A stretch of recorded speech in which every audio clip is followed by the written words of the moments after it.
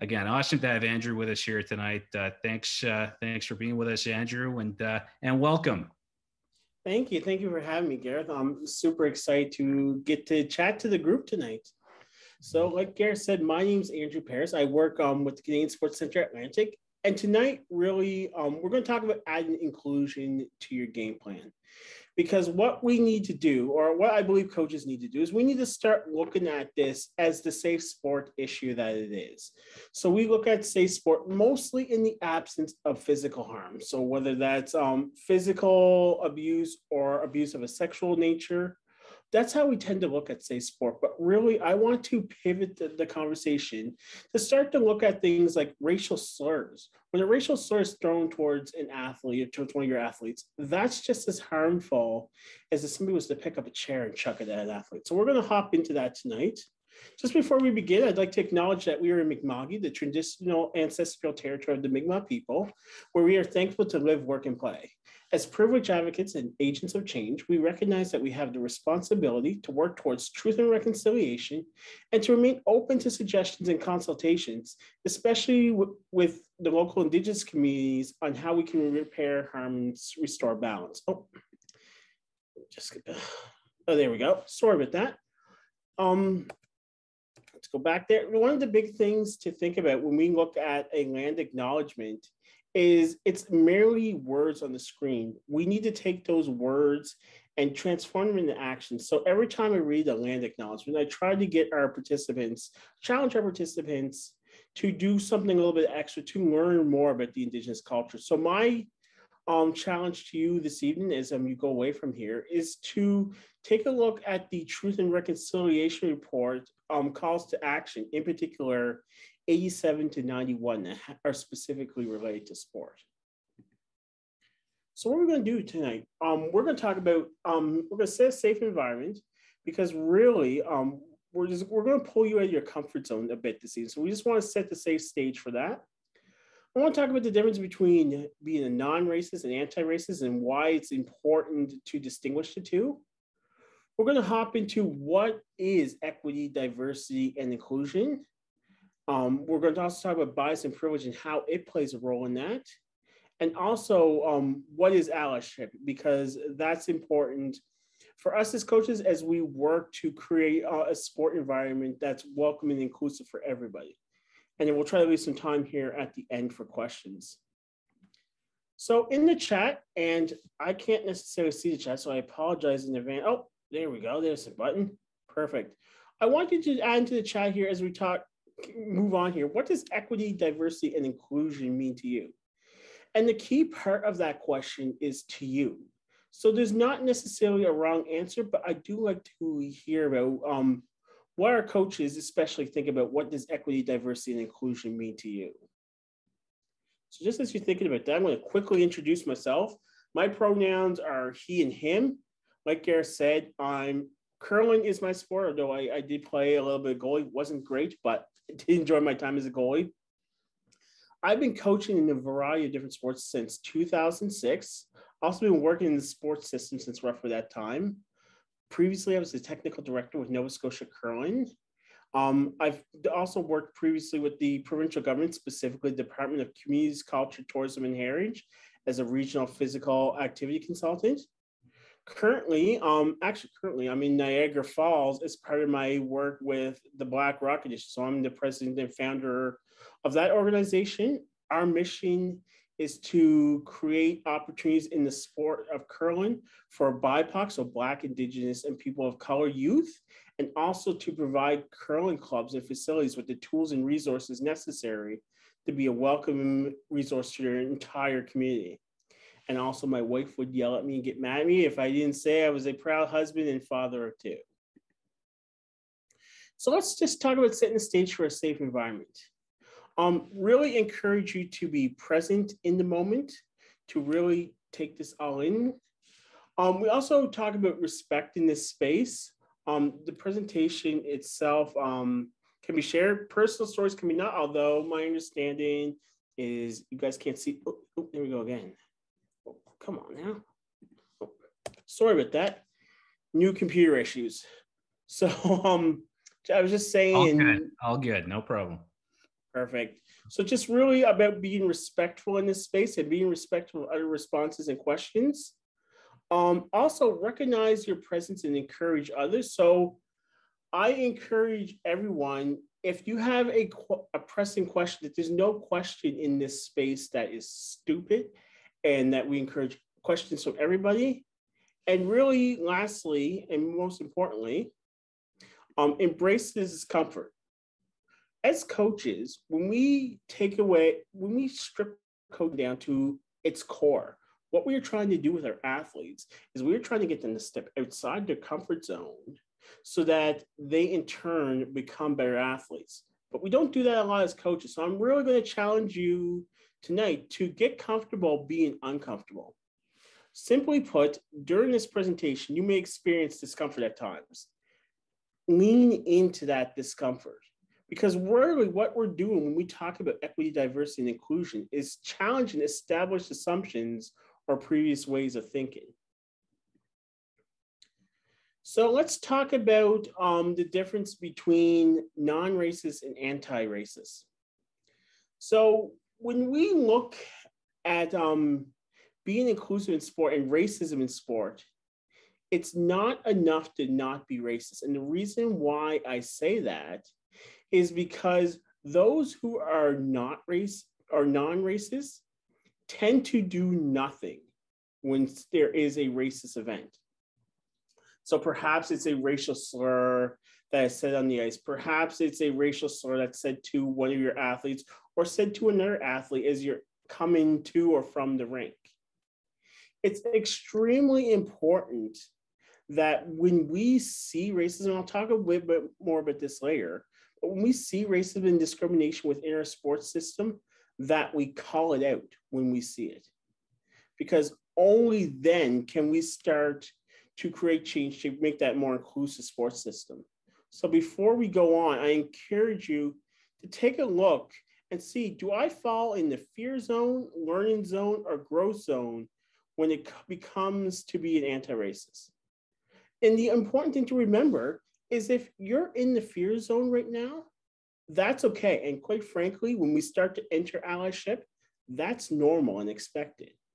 But the thing becomes is we really want to move forward in this space. So we want to go from the fear zone to the learning zone, and then from the learning zone to the growth zone. Because once we have the majority of individuals in our sports system who fall under that growth zone, who truly are anti-racist, that's when we can ensure that when other incidents similar to what happened to Mark happen, that those incidents are dealt with accordingly and dealt with in a quicker manner. So let's talk about diversity, inclusion, equity, and equality. Because ever since, in particular, since the murder of George Floyd, these have very much become buzzwords. So let's do a deeper dive into exactly what those mean. So when we look at diversity, diversity is the practice or quality of including or involving people from a range of different social and ethnic backgrounds, different genders, sexual orientations, et cetera, et cetera. Diversity is what we're trying to achieve, but diversity is a byproduct of being inclusive. So what do I mean by that? If you go out to the mall, if you go even sometimes at the hockey rink, a lot of different places in sport environments, it's a diverse group. So we have men, we have women, we have men and women from different backgrounds, we have short women, we have tall women, so on and so forth. It's a diverse group, but we haven't done anything intentional to get the diversity. It's just happened. So when people come to me and they talk about, I want to make my sport environment more diverse, what you actually want to do is you want to make that your sport environment more inclusive, which is the effort and practices of having different backgrounds that are culturally and socially accepted and welcome. So inclusion, in my mind, is the how. That's how we're going to achieve diversity. Again, we want to be intentional in the work we do. We just don't want to haphazardly happen. Because what happens when we have a sport environment that's not diverse, that's diverse but not inclusive, when something goes wrong, when something is said, typically nothing happens, or it doesn't happen nearly as quickly as it should. So then we go down to equality, which is the quality or state of having the same rights, social status, etc. It means providing everyone with the same amount of resources, regardless of whether or not everyone needs them. When we look at equality, the thing that we need to remember, and I'll talk about this in a few moments, is that historically marginalized groups that we deal with, they're not a monolith. So what one Black Nova Scotian needs may not be something else that another Black Nova Scotian needs. So we can't look at all Indigenous people as they need all the same thing, or we can't look at everyone who's new to Canada as if they need the same thing. So what we want to do, rather than providing everybody with the same amount of resources, we want to get into equity, which recognizes that each person has different circumstances and allocates the exact resources and opportunities needed to reach an equal outcome. Now, I'm not necessarily, for those who know me, and I know there's a couple on the call who know me, you'll know that I'm not big into definitions, I'm big into pictures. So let's look at a few. So diversity and inclusion go hand in hand. So again, if we look at that little red ball, you can be, that is diverse. But typically when something happens, then all of a sudden that little red ball or that person is isolated and alone.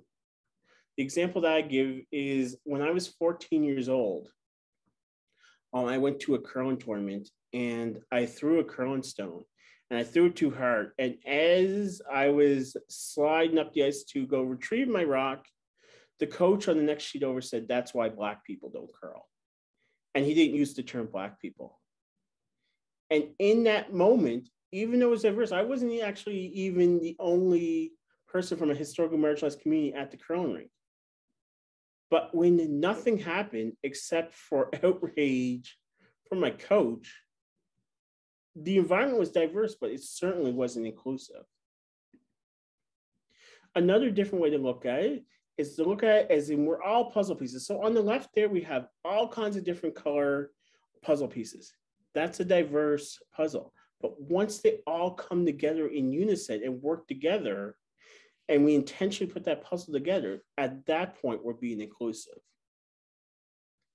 And then, of course, I'm sure many of you have seen this before. When we look at equality and equity, if we look at the left, not everybody is then equal when we provide them with the exact same resources. So we need to move those resources around so that everybody has an opportunity to watch, in this case, the baseball game. I love this in particular because there's so many different ways to break it down. But essentially, my work, to sum it up, is the science around those boxes in terms of what can we do as coaches, sport administrators, around creating those boxes. Because it's not just a matter of going out back and grabbing the box and plopping it down, right? No, it's a matter of creating those boxes and going the hard work through that. So that is my big role. That's my job. And my job is to help you create more inclusive spaces. And one of the ways that we do that is through education, like we're going through tonight. So when we look at diversity, inclusion, equity, and equality, you need inclusion to create lasting and meaningful diversity. We need equality to get to a spot where we can be inclusive. And then you need equity to make sure that to create meaningful equality. The reality is all four of those boxes, they all work together because at the end of the day, we want to show that all individuals are not only welcomed in the sport, but they belong in your sport. Too many times we look at sport as, well, anybody can come play, the door's open, anybody can walk in. But the reality is, the financial part aside, which is a whole nother barrier onto itself, if you look out onto the ice or to whatever field of play it is, and nobody there looks like you, or you can't relate to anybody there, that's not as welcoming of a space as we like to think it is. So we continue on here. This, I love this for on multiple fronts. So this is not my own. This is from Sylvia Duckworth, who works with the University of Toronto. This is her wheel of power and privilege. And as we look at this, we can look at this from a few different angles. So as a big Black guy, a lot of times when people think when I'm talking about equity, diversity, inclusion, that I'm focused solely on race. The reality is, though, is when we look at historically marginalized communities, it can come from a wide variety of areas and spaces. So as we go around the wheel counterclockwise, there's sexual orientation, there's culture, there's ableism. So those who are able-bodied versus those who aren't. There's an urban and rural divide, especially when we look in Nova Scotia in particular. There's also socioeconomics. So those who make a lot of money versus those who don't. Those who come to our country and can't speak either English or French are usually marginalized as well. And then, of course, we get into racism. And then lastly, but not least, sexism as well. So we know that in most sports, study after study has shown us that those who are female or identify as female typically have less of a sport or worse sport experience than those who identify as male. So that's one particular way to look at it. Another way to look at this is through the lens of intersectionality. And what intersectionality ultimately means is that the barriers and circumstances that an individual faces are different and, quite frankly, more complicated when we add on different layers of marginalization. So what I mean by that is the barriers that I would face as a Black male are completely different than those who may be faced by a Black woman. But if that woman is Black and also identifies as a lesbian, then that adds another layer of marginalization to it. Or perhaps she is, or they are a Black lesbian woman from a low socioeconomic environment. Every time we add a layer of marginalization to the piece, the barriers and the way that we deal with that, with those particular individuals changes. And then last, but certainly not least, take a look at this wheel and ask yourself, where do I fall on this wheel? Where do you fall on this wheel? The closer you are to the center or the power, chances are the more biases and privileges that you have than people who are on the outer edge of that wheel.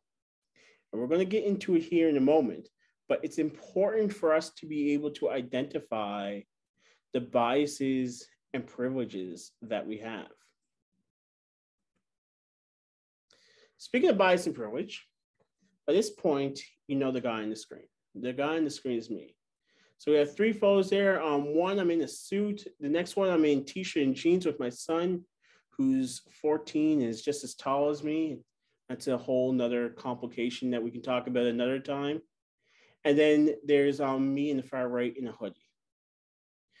The reality is although that's obviously the same person, our biases and privileges can determine how we treat that individual before anything ever happens or before a word is even spoken.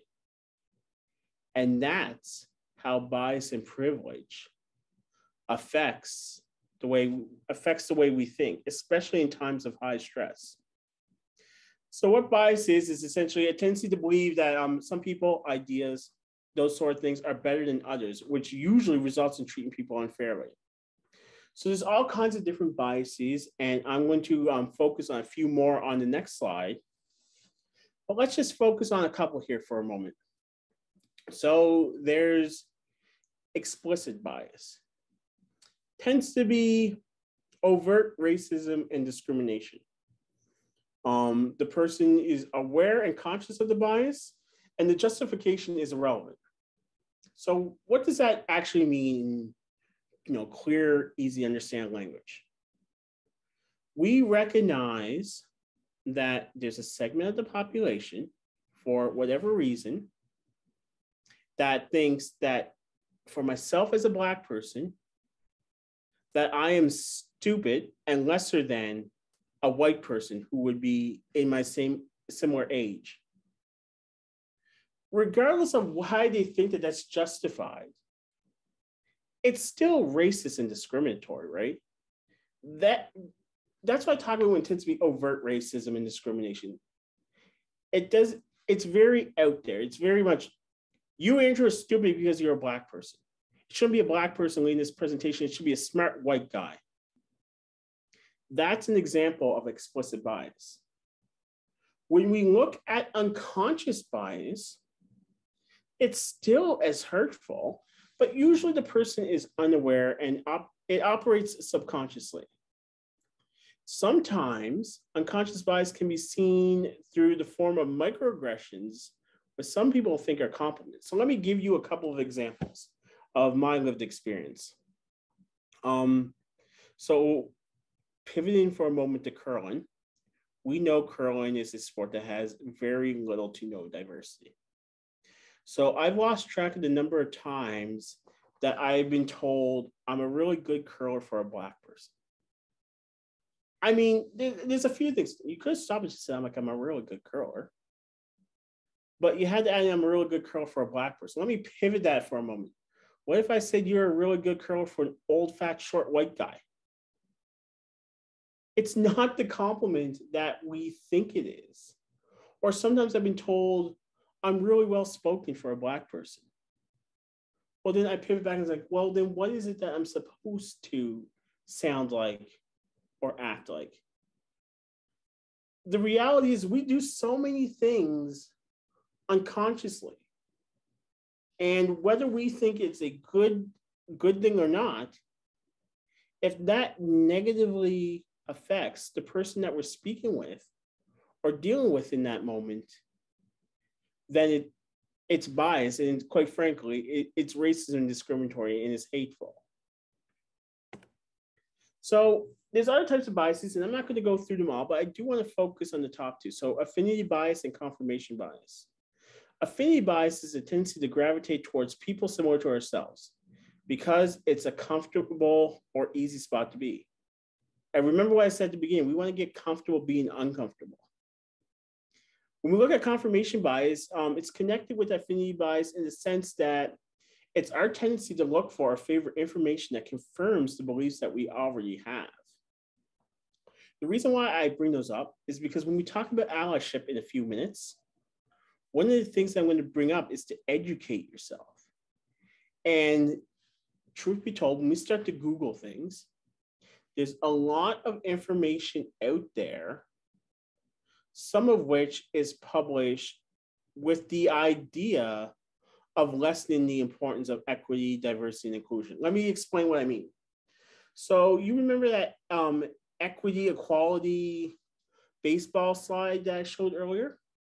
If you go and Google that image, it's the 14th or 15th image, I don't know exactly which one, is that image, but it has everybody's legs chopped off and a bloody chainsaw off to the side. And the reason why that's there is because it was a graphic that was created by a right-wing group who thinks equity, diversity, and inclusion is stupid. My point being is when you go and learn more about the importance of equity, diversity, and inclusion and do some deeper dive on your own, source that information, find out where it's from, and find out what other works or pieces that person, individual, or organization has put out. Because sometimes it can be put out with not the greatest of intent. So let's talk about what is privilege. And just as a side note, I'm not going to go on a 10-minute rant about white privilege because there's so many different other types of privileges. This isn't a rant about white privilege. So when we look at privilege, it's a right, immunity, or benefit enjoyed by a particular person or restricted group beyond the advantages of most, i.e. people who've historically occupied positions of dominance over others. But here's the thing, and it's in bold there on your screen, that I really want you to remember when we think about privilege. It does not mean that an individual is immune to life's hardships, but it does mean having an unearned benefit or advantage that one receives in society by their nature or their identity. Let me explain. So, as a Black Nova Scotian, I have a level of privilege that I need to acknowledge. The fact that I am delivering this presentation on a MacBook that I could walk into the store for and pay in cash, and the fact that I flew on my own to Niagara Falls to deliver a series of presentations and didn't have to worry about where that money was coming from is a level of privilege. A few weeks ago, our family bought a new car, in part because gas is $1 million a liter, but that's another conversation for another time. But we bought a new vehicle and didn't really have to think about it.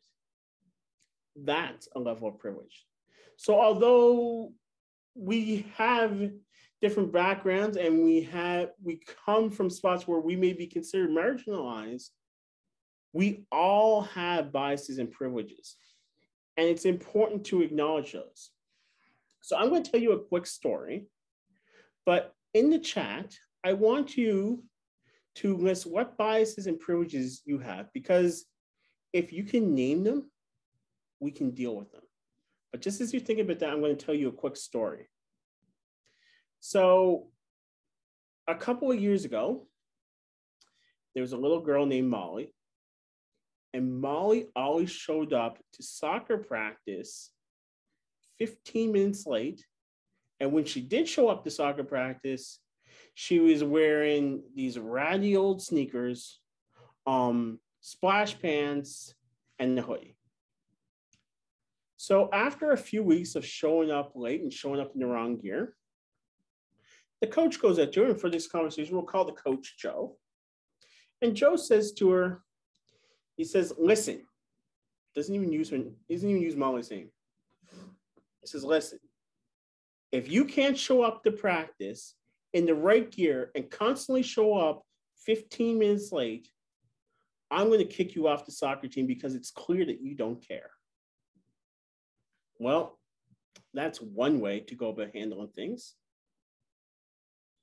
But in reality, when we went to investigate this, because the mother did ultimately end up filing a complaint, and I had the privilege of having a conversation with this coach and investigating this further, what we learned is Molly works all day at a day camp. Molly is a high school student.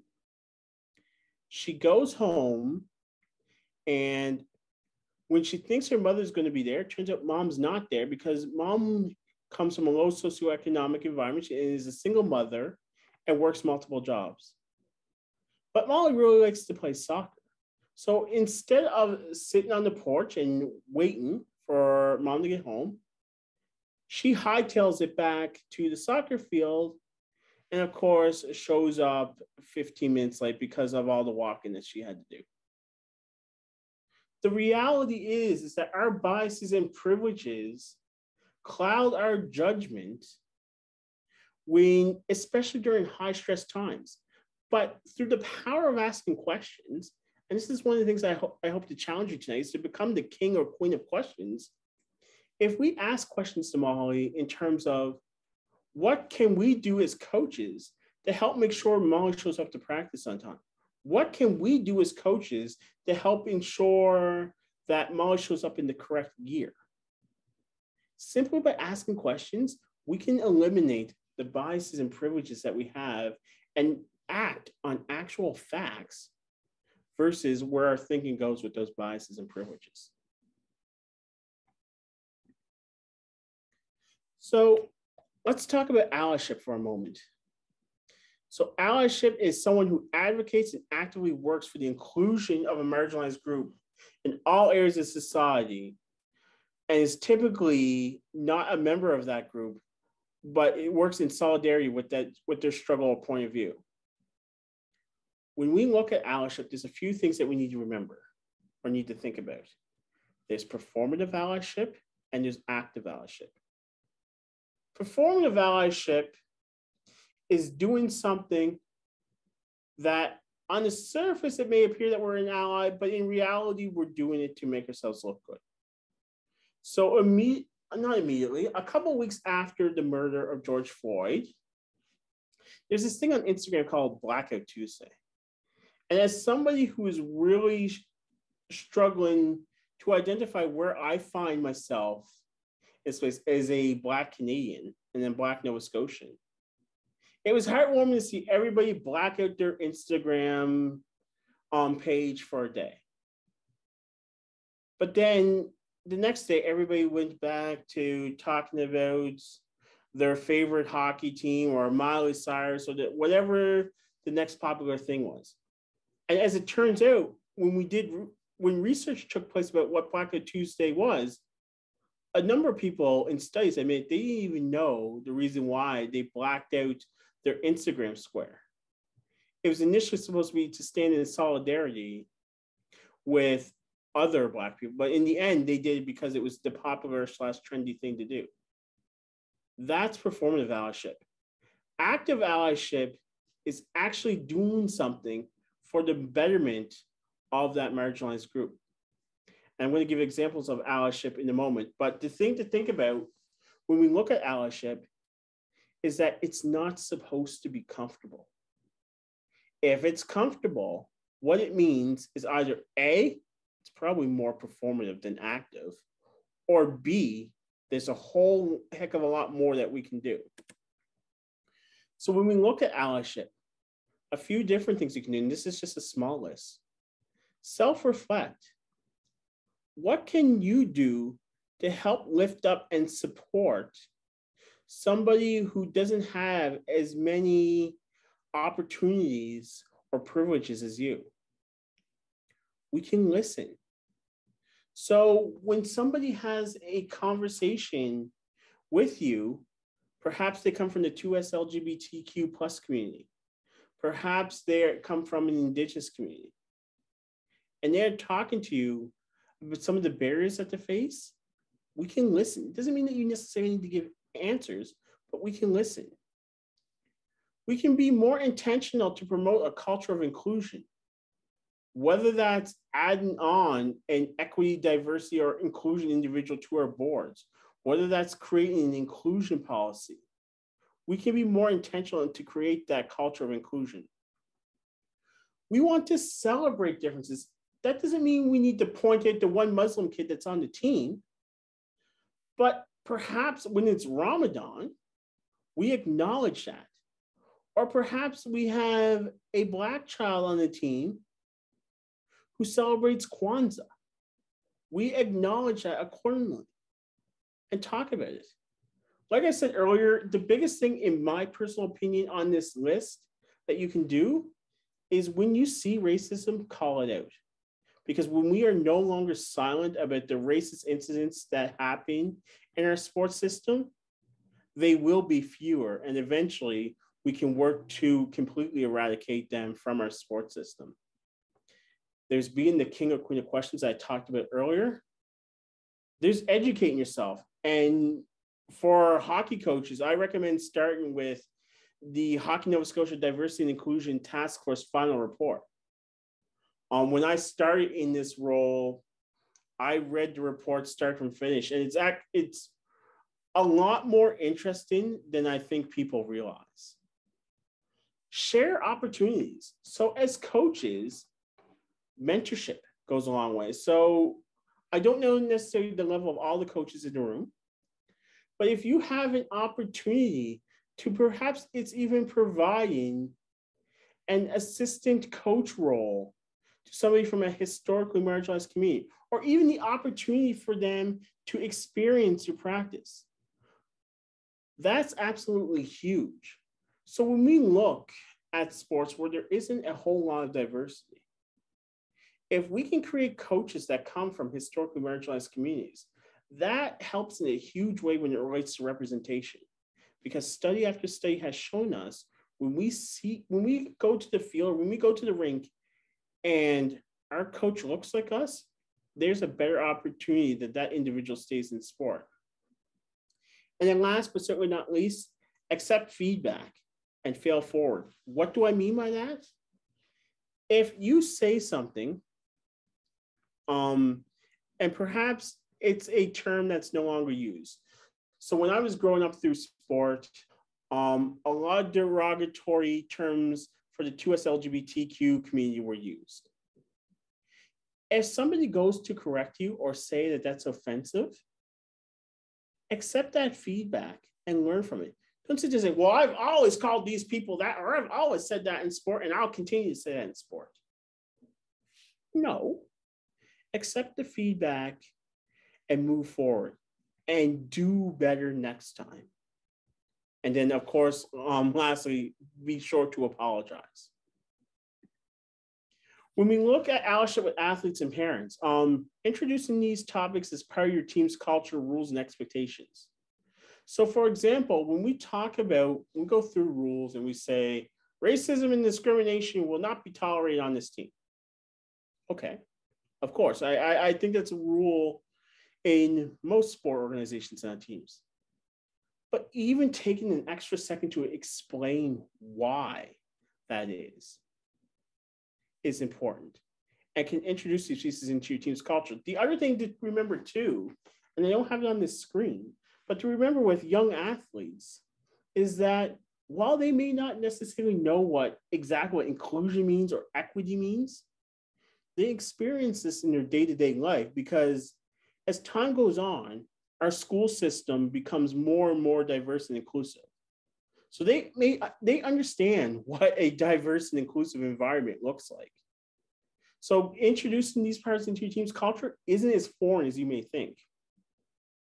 Truly acknowledge any and all issues. And what I mean by that is if somebody comes to you with a complaint or a concern, don't just brush it off and say, oh, that's Johnny being Johnny, or that's Coach Pete being Coach Pete. Empathize and look into the issue further. And it's really important to reinforce these items, especially during the tough times. So let's say you're running a practice and a racial slur is said from one athlete to another, or in a game, or whatever situation. If you don't deal with that accordingly, then all this introduced as part of your team's culture and whatnot, truly, if you don't acknowledge it, it was a waste of time. Continuous education. So perhaps it's bringing in an individual such as myself. It doesn't necessarily have to be me, but bringing in somebody like myself to talk with your athletes. Again, it doesn't need to be a whole practice, but perhaps it's 5-10 minutes around the importance of inclusion. And when we talk about continuous education, continuously educating yourself as well and hammering home to your athletes and parents that inclusion is important. Because quite frankly, I'm tired of this stick to sports. So we've seen this get introduced into other sports, and then mom or dad or whoever says, that's not your job to teach my kid about that. Your job is to blow the whistle and coach my kid. Stick to sports.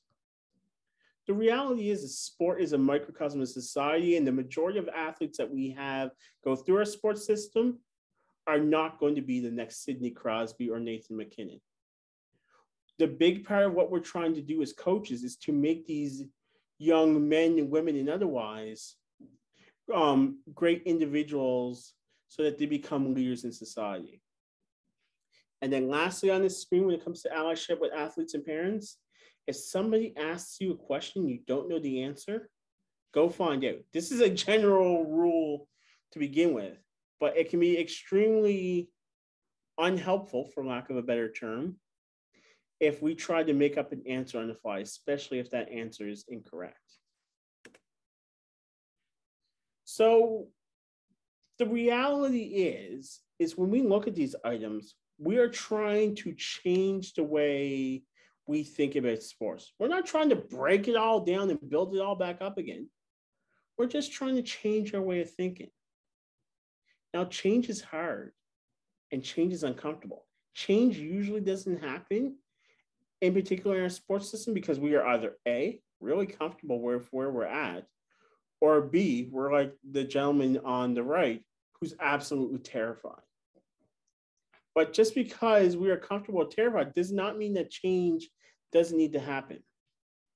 Because the reality is the little white boy from Bedford has a completely different sport experience than the little indigenous girl from Millbrook. And the questions that we need to ask is, are we okay with this? And if not, what are we going to do about it? And the reality is each of us as sport leaders need to go about finding small little ways to go about changing this. The way I personally look at it is every morning when I wake up, I ask, what's that one thing I'm going to do to close that gap between the sport experiences that little white boy has in Bedford and that little indigenous girl has in Millbrook? We'll never eliminate that gap, but we need to be able to close that gap piece by piece by piece in order to create that truly inclusive sports system. An important thing to remember, because we're coming up here on time, is this is just the beginning of your journey as it relates to equity, diversity, inclusion. You don't get no certificate or ribbon or trophy at the end that says, I'm certified in inclusion, diversity, or equality.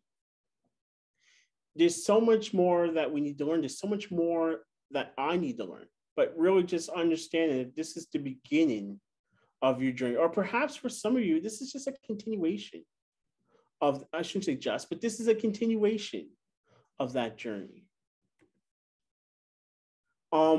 If you've ever taken an NCCB coaching course before, you've seen this on your screen. The one thing I want you to think about as we wrap things up for tonight is, what's one thing you're going to start doing to create a more inclusive sport environment? What's the one thing you're going to stop doing? And then what's one thing you're going to continue to do?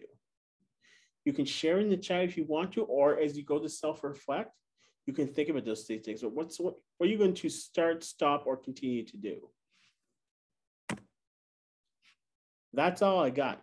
So I'm going to open the floor to questions. I know there were a couple of questions that popped up in the chat, or at least one. Yeah. So go ahead, Garrett. No, sorry, I was just going to jump in with that one, Andrew. No, that was fantastic. Again, very, very personal. I think that was certainly super informative as well. So big thanks tonight for taking the time here to speak to everybody. And yeah, absolutely some questions. There were a couple that came in earlier as well, but I think this one specifically, they're kind of referencing the HRM minor hockey associations and perhaps a lack of diversity on the executives and the board. And I think ultimately just the question, I guess, is, how can minor hockey associations work to improve equity, diversity, and inclusion, maybe at that executive level, and just, overall in the game. I know you kind of referenced that throughout. But maybe at that board level, what would be some of your recommendations? Sure. So a few different things. Number one, and this isn't just limited to HRM, MHA boards, but it's across sport. We need to take this more seriously. It just needs to rise in terms of level of importance. But we need to recognize that just by making the board diverse, that doesn't solve everything, but it's also a good first step. So having people from other cultures on your boards, and that doesn't happen overnight. That happens through conversations where we talk about perhaps inviting a Muslim woman to sit on the board because of the importance of the different lens that she would add to your board. I think the thing that we need to do is, once we've made these changes, they need to filter down to the sports system itself. Because one of the things that strikes me, it's one of the things that I'm studying, is in sport, especially sports like hockey, basketball, where it's team on team, we get caught up a lot as fans and do things in a hockey rink, just an example, that we would never, ever, ever do in a boardroom. So whether that's as simple as looking across and saying, hey, number 92, you suck, or it goes into yelling a racial slur at the athlete. If we can have our MHA boards become more diverse, make this more important, and start to filter down policies that are enforced, I add parenthetically, that will have a huge, it won't solve everything, but it will have a huge role in changing our hockey environment and making it more inclusive. So I just scratched the surface, and I know I didn't answer everything, but I hope that at least points you in the right direction. Perfect. I think we had one that just came in here too. There were a few, as I mentioned from earlier on as well, Andrew. Let me see if I guess I'll just read this one. When you are coaching younger kids, and if and when you hear chatter or inappropriate dialogue or conversation, should you approach the parent first about it or include the child in the initial conversation with the parents? I'm going to even take that question, go one step backwards with it. I think it's important to explain in your rules and culture that sort of thing is not acceptable. Because what that then does is it sets the precedent that you can have the conversation with the athletes themselves. And I also think it's dependent on the age level. So like I look at like 10 and under differently than I would look at 11 and up. So with 10 and under, you can say to the parents, hey, we had a conversation about this. That's not necessarily immediately necessary if it's a bunch of 14 and 15-year-olds. That can be a second step or a second strike if it was to happen again, to have the conversation with the parents. But it depends on the age level of the athlete. But I can't say that. Build it into your culture so that you can have the conversation right then and there, and it doesn't completely catch the athletes off guard. That's great. Here was one from earlier, Andrew. What's the most difficult part of implementing diversity and inclusion within sport or within a sport? Oh, that's an easy one. The fact that not everybody's going to like it. I really want to emphasize that my job doesn't exist to completely destroy the sports system. There's this thought process that people like me exist because we want to break it all down and blow it all up. No, if we go back to what I talked about earlier, I just want that little Indigenous girl to have a sport experience is that little white boy, right? But what that means is it means those who have had all the privilege or have had a sports system that completely benefits them, it means that they are going to have a sports system that benefits them a touch less so that we can be more inclusive. But by far, the biggest barrier is those, and we know it's a segment of our population. So just on that note, the way I look at the world as a whole, and it's not going to be anything super philosophical, by the way, is we have 20% of our population who think everything equity, diversity, inclusion is stupid. We have 20% of our population who are really far forward thinking on this. They understand the importance of equity, diversity, inclusion, and already doing anything and everything they can to make it a more inclusive space. It's the 60% in the middle that we need to help educate them and change their line of thinking. Because then when we have those difficult conversations and somebody comes up to you and says, this is stupid, we have a sports system that will ultimately shout those individuals down. Right. So that's by far the hardest part, is those who think this is stupid. And again, that's what makes this work really hard in my mind. Right. And I guess one of the other ones that came in here, and I guess you kind of touching on it there, but I guess just kind of referencing that a lot of this work is kind of in its infancy, not only in sport and hockey, just in a lot of different facets. What would be your best piece of advice on how to continue moving forward? And I guess maybe obviously there's been so much talk over the past 2 years, I'd say. But yeah, what's the best advice here for moving forward? And I think this is important: keeping people engaged in the work. I think it's always being learning, always being curious as to what we can do to be more inclusive and to ask questions. So if you're creating a program, or perhaps you have a couple of Muslim athletes on your team and you don't know anything about Muslim culture, having a conversation with the parents, like, what can I do to help make sure that your boys or your girls, whoever those are, feel more included on this team? It's okay to say, I don't know.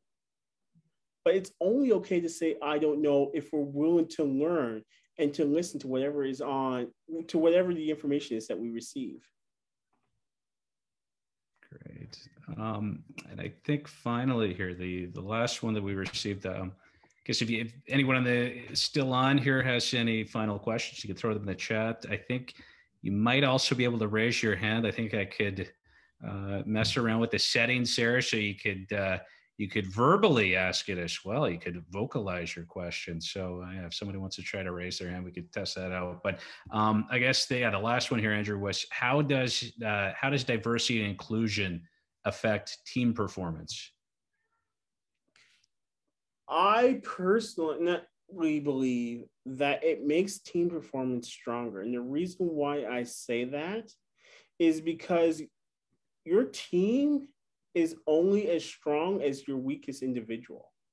So let's just say on your team, you have a Black Nova Scotian who feels completely disengaged from the team because of whether it's incidents that they received or everybody treats them as the black sheep, pun intended.